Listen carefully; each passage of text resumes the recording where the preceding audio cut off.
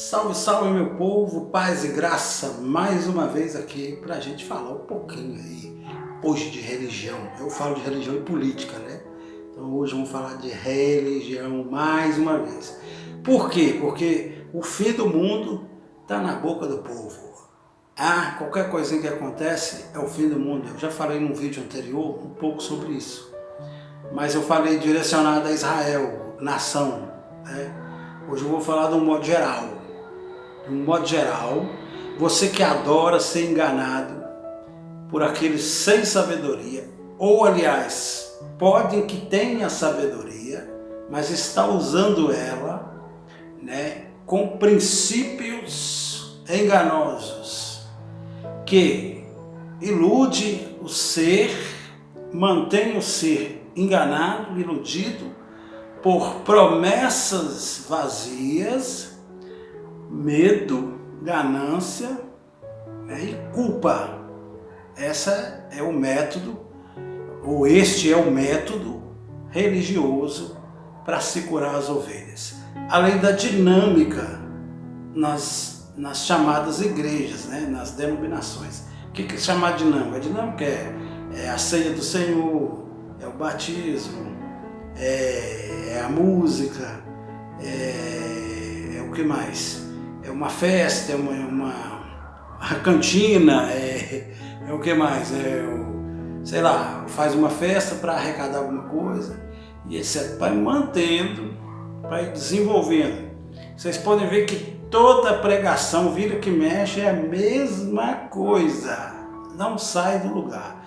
É por isso que eu fico me questionando. Quando Jesus conversou com a samaritana no poço, ali no Monte Garzim, ele disse bem claro: se beberdes dessa água, novamente tereis sede. Mas se beber da água que eu der, jamais terá sede. Então, que sede é essa que tem os evangélicos, católicos, religiosos, de modo geral? De toda quarta e domingo, praticamente, ter que ir ouvir as mesmas coisas, as mesmas pregações. Poderia ter coisas novas, mas eles não fazem, porque eles têm que incutir na cabeça do indivíduo que é daquele jeito, e o indivíduo, porque o cara está usando o nome de Deus, o indivíduo acredita e passa a viver aquilo, só porque tem o nome de Deus. E esse indivíduo ainda briga comigo, me xinga, manda mensagem aqui, né? Critica, faz um monte de coisa. Não tem problema, eu já estou acostumado, mas eu estou falando a verdade, né? Então vamos lá. Cada época tem um propósito, alguma coisa acontecendo, eles ligam ao fim do mundo. Agora as catástrofes, né? Rio Grande do Sul, aqui no Brasil, mas já teve outras no Rio, São Paulo, na Bahia, né? Isso é da natureza. Isso não é agora que está começando isso. Sempre teve gente, sempre teve isso, como teve gente vagabundo, enganador, que eu vou mostrar para vocês aqui nesse vídeo. Sempre teve. Então isso não é sinal de fim do mundo. E outra, eles também usam a escritura. Algumas passagens eles interpretam erroneamente que é o fim do mundo, que é para o fim do mundo, que é escrito para os tempos do fim. Tem religião aí que está até pregando que nós estamos nos tempos do fim, né? Vou até falar o nome, Adventista Sétimo Dia, né? Entre outros aí, tá bom? Então é o seguinte, pela escritura, Mateus 24 não é um tratado do fim do mundo, não é.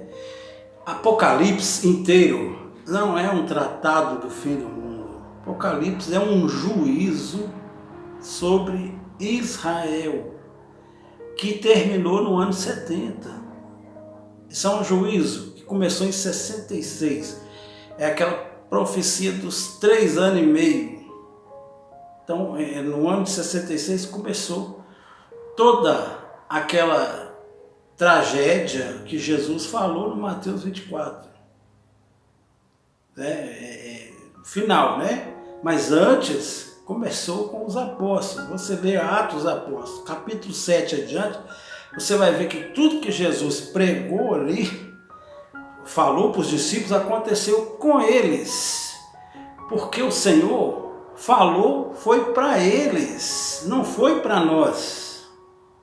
A escritura de Mateus hoje é apenas histórica e serve de exemplo para nós. Serve de exemplo dos princípios morais e éticos da vida de Jesus Cristo. Então você vai ler aquilo ali e vai seguir o exemplo do que o Cristo viveu, do que o Cristo ensinou, do que os apóstolos viveu e colocar em prática na sua vida. Assim como as escritas de Paulo, que eu também vou falar de 2 Timóteo capítulo 3. Aí você já vê a bomba que é isso aí, né? Então veja só, não se trata, Mateus 24 não se trata de um tratado do fim do mundo, nem Apocalipse, e muito menos as cartas de Paulo. Antônio, você está falando que falou para ele ali que não serve para nós, eu acabei de explicar, vou retomar. É um livro histórico, Mateus, que conta a vida de Jesus Cristo e dos apóstolos. Mostra os atos exemplares deles. E isto é prática para nós. Os exemplos deles, as práticas exemplares deles, está para a nossa vida. Vou dar um exemplo. Por exemplo, o Zaqueu. O que Zaqueu era? Cobrador de impostos. E esse Zaqueu se converteu. Ou seja, ele virou o jogo e doou, devolveu 4 vezes mais aquilo que ele tirou de alguém. Isso é um exemplo de vida prática, de princípio moral e ético. Isso é para nós, são princípios. Então a Escritura traz para você princípios. Mas aquilo que está escrito ali não foi falado para você diretamente, mas é um exemplo para você. Me entende? Me entende? Então, é um exemplo. Você vai ler aquilo e pôr em prática aquilo que eles fizeram. Mas escatologicamente, não foi para você, porque já se cumpriu. Não tem como fugir disso. Não tem como, eu vou explicar. Vou pegar minha Bíblia aqui. Vou pegar em Mateus 24 primeiro. Porque Timóteo eu já coloquei no início do vídeo aí, vocês viram. Depois a gente vai ler também. Mas aqui Mateus 24, vocês já veem que o primeiro versículo de 24 e o segundo já explica totalmente. O segundo não, o terceiro já explica totalmente a situação. Primeiro versículo, quando os discípulos mostram para Jesus a formosura do templo. E Jesus então diz para eles que não ficaria ali pedra sobre pedra. Aconteceu em 70. No ano 70. O templo foi derrubado no ano 70. Tem um cara que discutiu comigo aqui, debateu comigo aqui. Ele quis falar para mim que o templo não foi totalmente destruído. O templo está vivo. Mas eu falei com ele como? Ele disse que é pelas muralhas. Né? As muralhas das lamentações que tem lá. São escombros do templo, não tem nada a ver.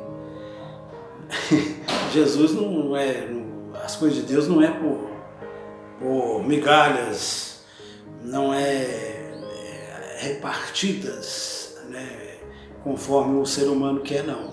É completo. Então você vê que ele fala com os discípulos do lado de fora do templo, isso aqui, sobre a derrubada do templo. Aí vocês pegam o versículo 3, tem que estar atento a isso. O versículo 3, essa tradução aqui, gente, eu não gosto muito. É João Ferreira de Almeida. Mas é que eu estou com ela na mão aqui agora. Eu gosto da King James. Uso a NVI também, mas eu gosto da King James. É uma interpretação da King James. Mas eu gosto de usar as outras. Às vezes eu uso até a Ave Maria, que é do catolicismo. A tradução é boa. Além do rodapé de estudo. Muito bom. As antigas, não sei as edições novas agora. Então, o versículo 3 diz o seguinte, o nome, a tradução é ruim, tá? No versículo 3 diz, no Monte das Oliveiras, quer dizer, ele já saiu aqui do templo e já foi para o Monte das Oliveiras. E no Monte das Oliveiras, ele, em particular, revela Mateus 24 para os discípulos. Peraí, modo particular, quer dizer, só estava ele e os 12, ok? A princípio, né? A princípio, poderia ser menos, não sei, a Bíblia não fala. Mas a princípio são os discípulos que estavam com ele, no Monte das Oliveiras, já no Monte das Oliveiras, onde foi revelado para eles o que ele quis dizer com a derrubada do templo, do fim, etc. Mas Jesus está pregando aqui, não é o fim do mundo, é o fim da era, é o fim de uma era judaica que implantaria dali para frente a igreja de Cristo. Essa é a realidade. Mateus 21 fala disso em parábolas, mas fala sobre isso. Mateus 23, 33 ali, 36 por ali fala que isso não há de acontecer sem que essa geração passe. E aqui no próprio Mateus 24, 34 também fala isso. Marcos 9:1 diz que aqueles que estariam ali não morreriam sem antes ver tudo isso que Jesus está falando. João 21, 21 por ali, 22, João 21, 22 por ali, está dizendo que importa que eu queira que esse viva até que eu volte.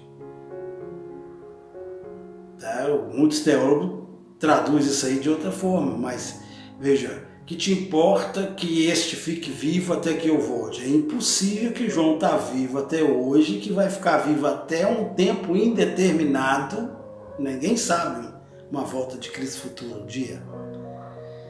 É impossível que esse João está vivo até hoje e ainda vai ficar vivo até uma data inesperada. Uma data não específica, porque ninguém sabe o dia.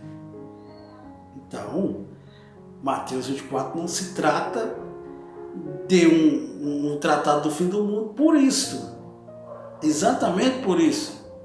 Porque aquela geração ali haveria de ver. Porque Jesus falou isso por volta do ano 33, no mais tardar 38. Por que eu digo mais tardar 38? Porque muitos concordam que Jesus nasceu no ano 5 da era cristã. Então, com 33 anos, no ano 38 que ele morreu. Provável, se é que ele nasceu no ano 5. Se ele nasceu antes, a soma é óbvia, acompanha, obviamente acompanha. Então veja bem, ele diz aos discípulos assim, no Monte das Oliveiras achava-se Jesus assentado. Quando se aproximaram dele os discípulos, em particular, a escritura é clara, em particular, eles pediram, dize-nos quando sucederão estas coisas e que sinal haverá da tua vinda e da consumação do século. Consumação do século, se tratava de uma era, a era judaica para a implantação da igreja, né? Então, quer mais claro que isso? Não tem mais claro que isso. Então, mas pregou ele falou isso para os discípulos. Você pode notar que naquela ocasião a população não ficou sabendo disso. O livro de Mateus acredita-se que foi escrito no ano 50. Então seria 12 anos se Jesus nasceu no ano 5, mais 33 que ele viveu, 38. Então, em média, né, por suposição, no ano 50, mais ou menos, está em torno de 12, 15 anos, vamos dizer assim, que Mateus foi escrito depois que Jesus falou isso. Então aquela geração não sabia disso. Aquela geração não pôde ouvir isso. Ah, mas não interessava aquela geração. Quer dizer então que 50 anos depois, alguém escreve o livro de Mateus para apontar um futuro incerto. Ou um futuro hoje, que os de hoje estão achando que já é hoje, está beirando aí a iminência da volta de Cristo. Assim também tinha aquele povo daquela época, era iminente a volta de Cristo. Tinha gente que não queria nem trabalhar, Paulo brigou com eles. Se vocês pegar Coríntios, você vai ver que Paulo chama aquele povo de vagabundo. Que eles não queriam trabalhar porque disseram que não adiantava, que Cristo já estava voltando, o que adiantava trabalhar? Estou falando para vocês em linguagem simples. Mas pega ali o livro de 1 Coríntios, 2 Coríntios, leia sem cortar os capítulos, que o capítulo foi só para você marcar. A carta de Paulo é uma inteira. Tem gente que separa em capítulos achando que o capítulo tal é uma história e o capítulo fulano é outra história. Não, é uma carta direta. Versículos e capítulos é só para você não se perder, é só para você se marcar na Bíblia. Né? Então você vai ver que eles chamavam o povo ali de vagabundo, alguns de vagabundo, porque não queria mais trabalhar, porque Cristo estava na iminência de voltar. É a mesma coisa que você falar hoje, eu não vou estudar, não vou guardar meu dinheiro, né? não vou fazer minhas economias, porque Cristo vai voltar. Ele não volta amanhã, você está quebrado. Ele não volta amanhã, você está sem estudo. Eu estou dizendo amanhã, não é de hoje para amanhã, não. No amanhã, no futuro, você está sem estudo, você está sem dinheiro, você está quebrado. Então isso é coerência. Coerência, fé madura, racional. Só que a religião ensina a ser irracional. Eles parecem que trabalham em Hollywood. Ele faz ficção em cima das escrituras. São ficção. Não tem agora um pastor no Rio Grande do Sul que disse que o Rio Grande do Sul foi castigado porque o governador é homossexual. O que Deus está preocupado com isso? Olha o cara ensinar isso, um negócio desse, um pastor, diz que é um pastor formado. Formado o quê? Um pastor formado, acadêmico, formado, vai saber, né? Dizer uma bestagem dessa, dizer que o Rio Grande do Sul é castigado porque o cara não tem primeira dama, a primeira dama é um damo e que o cara é homossexual. Ridículo, seu pastor. Eu não te conheço, mas eu vi na internet. É ridículo o seu papel como guia de ovelhas. Você está ensinando a boca do inferno para essa turma. Isso é uma vergonha. Isso é uma vergonha. Mas voltando aqui, Mateus 24 não se trata do fim dos tempos. Mateus 24 ele diz para os discípulos, ou seja, então depois de 15 anos, mesmo assim depois de 15 anos sendo escrito, ele não foi pregado. Mateus 24 não foi pregado como a história, porque a história estava recente. Tinha 15 anos da história só, apenas. Isso é uma suposição, entre 15, 12, 15, 10 anos. Né? Então é uma história recente que precisava ser contada. Estavam todos ali. Isso está sendo contado agora ao longo dos séculos. Mateus, Lucas, você pode ver que são 3 evangelhos chamados sinóticos, porque eles falam das mesmas coisas que Jesus fez. Só o evangelho de João que sai fora um pouquinho, porque o evangelho de João é um evangelho mais espiritual. É um evangelho que revela umas coisas além da compreensão humana. Mas os evangelhos sinóticos, Lucas, Mateus e Marcos, narram apenas as histórias, o comportamento, eu já falei, dos discípulos de Jesus, do povo daquela ocasião. Não é? Aí você cai lá para 2 Timóteo 3, que foi o princípio do vídeo aí. Eu estou aqui com ela aqui, em mãos. E aí eles julgam também que os homens estão frios, que os homens estão isso e aquilo, porque é o fim. Mas não se trata do fim. 2 Timóteo, capítulo 3, não se trata de fim do mundo, se trata do fim dos tempos, do século, da era. Paulo falava sobre inspiração. E Paulo falava para que a igreja se mantivesse. Ele está direcionando isso a Timóteo, que era um pregador da palavra de Deus. Ele escreveu a Timóteo. Então quando ele diz aqui, não vou ler tudo para não ficar muito grande o vídeo, mas aqui do versículo 7, vocês podem ler do primeiro, mas do versículo 7 em diante, ele diz assim, desse povo que aprende, né? No versículo 6, vamos ler do 6, ele diz assim, ó, pois entre estes encontra os que penetram sorrateiramente nas casas e conseguem cativar as mulheres, né? Mulherzinha, isso aqui está dizendo mulherzinha, sobrecarregada de pecados e conduzindo a várias paixões, né? Antes, porém, ele estava dizendo, versículo 7, quem aprende sempre e jamais pode chegar ao conhecimento da verdade. Ele está dizendo de pessoas incrédulas, cheias de pecado e de vaidade, que o povo de hoje aponta como o fim do mundo. Isso vocês pegam depois os primeiros versículos, que é o contexto. Mas eu quero chegar aqui, do mesmo modo, ele está dizendo dessas pessoas, né? Ele diz, do mesmo modo que Janes e Jambres resistiram a Moisés, também esses resistem à verdade. São homens de todo, corrompidos na mente, réprobos quanto à fé. Então, o que eu quero chegar aqui é porque ele está dizendo aqui que os homens seriam perversos, frios, não teria amor, etc. Vocês viram aí, vocês podem ler.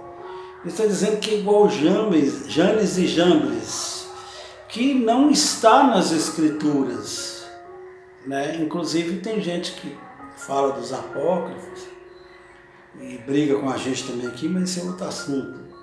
Mas não sabe que Janes e Jambres não está escrito em lugar nenhum no Velho Testamento. Mas Paulo diz que eles resistiram a Moisés, com os mesmos propósitos, com os mesmos atos, atitudes, que esses do primeiro versículo, do segundo versículo. Ou seja, no tempo de Paulo tinha esse tipo de gente, mas no tempo de Moisés também tinha. E no nosso agora tem, mas agora é o fim do mundo. Não é. A vida inteira teve esse tipo de gente, corruptos, malfazejos, né? Ímpios, enfim, ímpios. A vida inteira teve. O que Paulo fala com Timóteo? Diz para não seguir estes, né? Diz, versículo quer ver, ó? Versículo 3, ele diz, desafeiçoados, implacáveis, caluniadores, sem domínio, cruéis, inimigos do bem. E ele diz para Timóteo, não seguir a estes. Está escrevendo a Timóteo. Isso aqui serve de exemplo para as nossas vidas, porque esse tipo de gente tem até hoje. Até hoje tem e vai ter. E quando o mundo for mundo, vai ter. Então esse tipo de gente, ele está pedindo aqui para sair fora. Isso é o que? Exemplo para nós. Mas não quer dizer que essa escatologia pretendida sobre esse capítulo está para acontecer agora. Do pretérito ao futuro, ou do pretérito, que é o passado, ao presente. Não significa que essa maldade aqui seja o fim do mundo. É mentira. Essa maldade teve desde Janes e Jambres, aqui, ó, que não está em lugar nenhum na Bíblia, mas ele diz que eles resistiram a Moisés. Paulo diz que eles resistiram a Moisés. Assim como os de hoje resistem a Cristo. A verdade é essa. Então o que é o nosso dever? É pegar o exemplo do lado bom e mantermos firmes. É isso que Jesus falou no Apocalipse, no Mateus 24. Aquele que permanecer até o fim, no Apocalipse também tem, quem permanecer até o fim será salvo.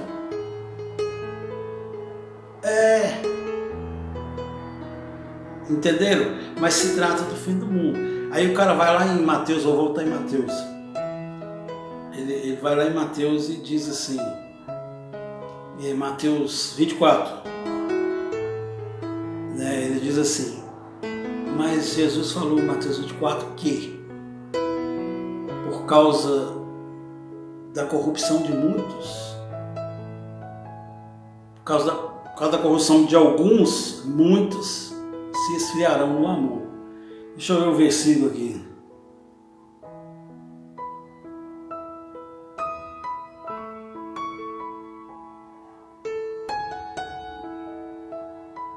Ele diz que nesse tempo muitos iriam se escandalizar como hoje.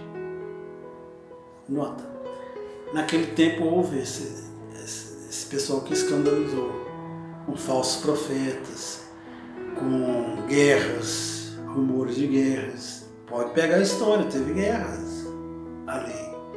Teve a morte, né, dos apóstolos. Tiago, o menor, por exemplo, em Atos 12, você vai ver que ele foi morto cruelmente morto. Atos 12. Você já pensou se fosse nessa época hoje? Não acabou, está acabando. Não é por aí. O mundo está acabando, mas não é por aí. E Jesus ainda diz, porém, tudo isso é só o princípio das dores. As dores deles. É isso que eu estou falando agora. Né? Então, assim, muitos esfriariam, como está dizendo em Mateus 24, por causa da corrupção que aumentou, da iniquidade. E hoje não é diferente. Deixa eu te explicar. Não se trata que está chegando o fim, mas naquele tempo teve, vai ter, tem e vai ter ainda esse tipo de gente. Olha, hoje, por que nós esfriamos? Eu vou dizer nós, porque eu me incluo nisso aí. Por que nós esfriamos? Olha, nós não sabemos se a pessoa precisa de uma ajuda de verdade ou se ela quer te enganar. Aqui na internet, outro dia, uma pessoa me mandou uma mensagem no Facebook. Preste bem atenção. Mandou uma mensagem no Facebook dizendo que tinha uma herança para dar e que eu encaixava no perfil de ser o ganhador, né, o merecedor dessa herança, que ela já estava em fase terminal de vida, de morte, para morrer, né? E que tinha que passar essa herança para alguém, né? Mas ela queria um depósito, ela queria alguma coisa, ela queria saber se eu era empregada, ela queria número no meu documento e tudo mais. Tem lógica um negócio desse?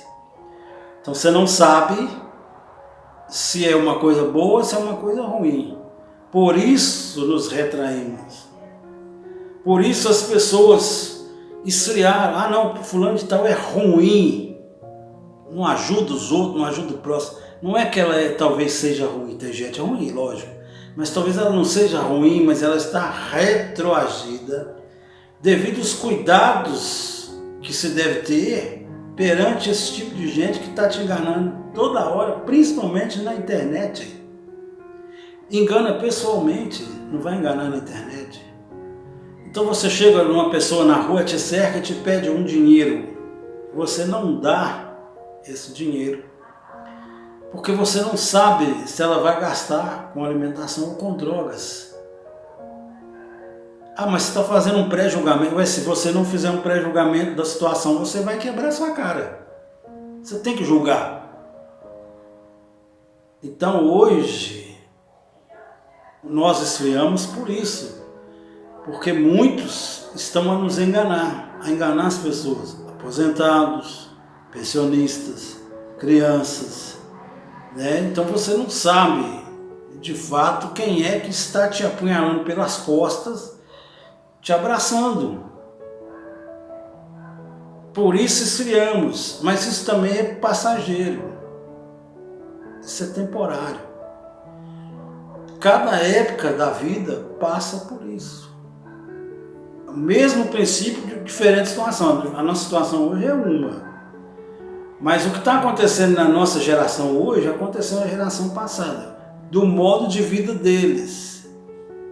E hoje no nosso modo de vida acontecendo a mesma coisa. Entende? Você passa na rua, tem uma pessoa sentada, pedindo, e você não dá.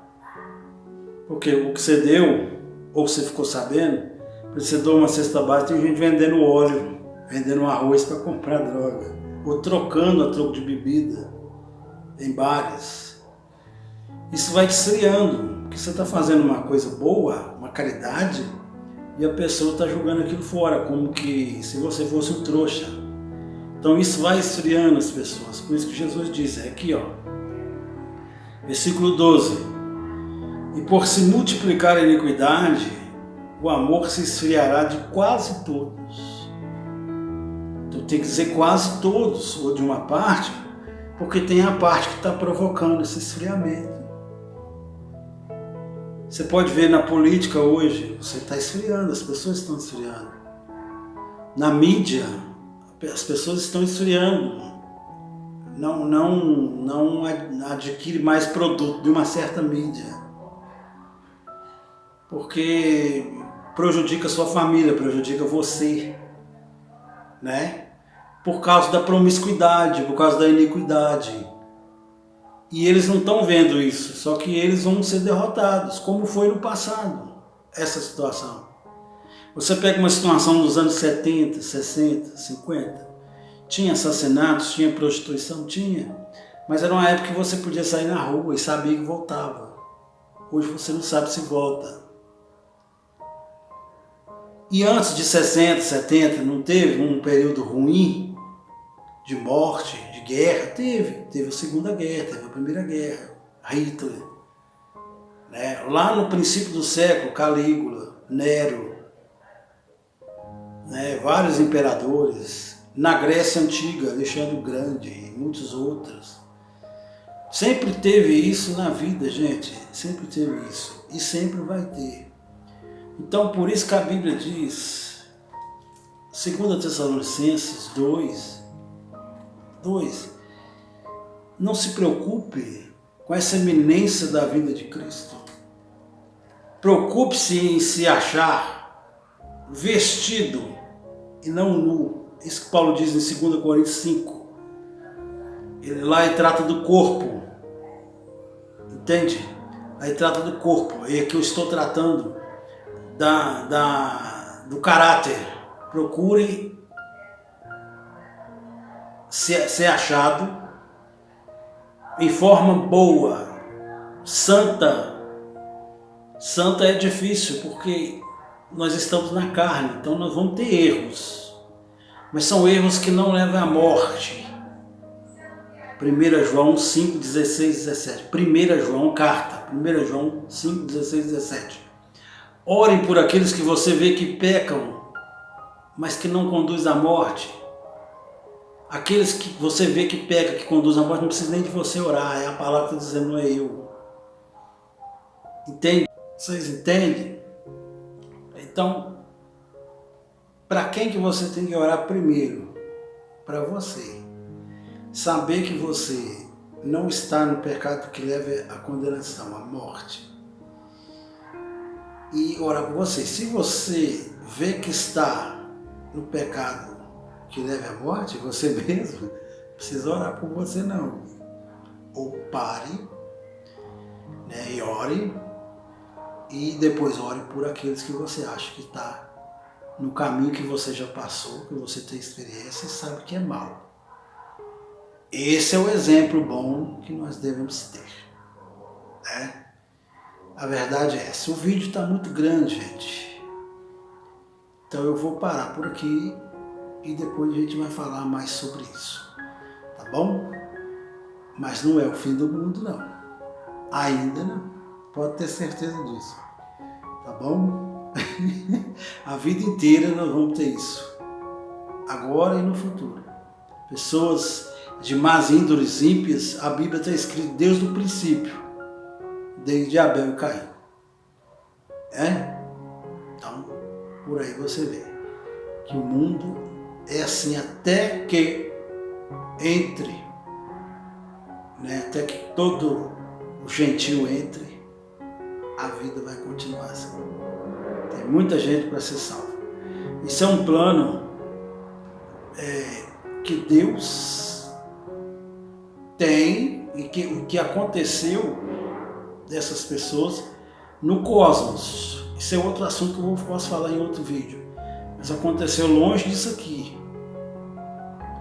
Então ainda tem gente que vai vir nascer, ou dizer mais claro, nascer, para também passar pelo processo de chegar lá na perfeição. Entendeu? Então isso aqui é só muita gente trata de um planeta prisão. Na ciência, né, na ficção, eles tratam de um planeta prisão. Quase que é isso, na verdade. Quase que é isso. Porque isso aqui, você vem aqui, a gente vem que passa uma temporada para que se cumpra todos os propósitos feitos em Cristo, na carne. Então tem muita gente para uma específica época a passar por esse processo, que ainda vai nascer. Eu não sei, eu não me lembro agora o versículo, mas diz que a terra tem que passar de geração em geração. Não sei se é Salmo, se é Salomão que falou isso. Que a terra tem que passar de geração por geração e vai passar de geração por geração, sem terminar. Sem terminar. Então, é muita gente que ainda tem que passar no processo. Chegar aqui, nesse mundo secundário, né, viver isso aqui, passar no processo para chegar à perfeição. Essa é a realidade.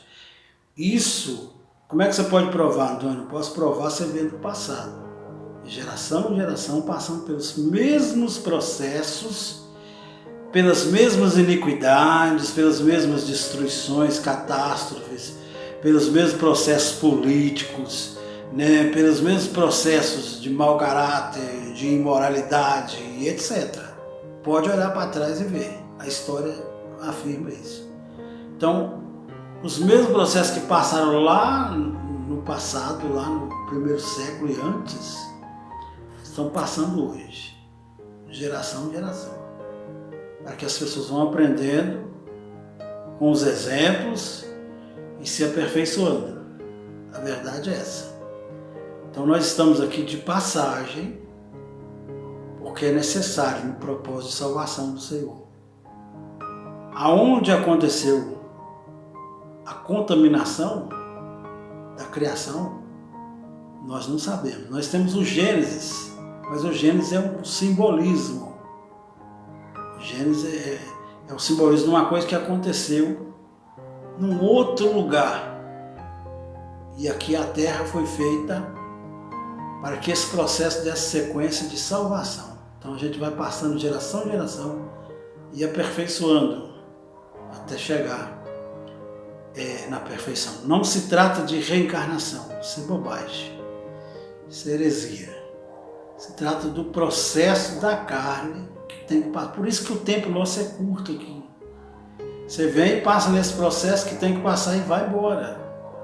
Livre ou ainda cativo. Muitos vão cativo, presos. Muitos serão livres. Depende do exemplo de cada um que nós seguimos. Exemplos nós temos, tanto na vida como nas escrituras. Eu acabei de falar aí para trás no vídeo. É só procurar entender. Então ficando por aqui, viu? Paz e graça.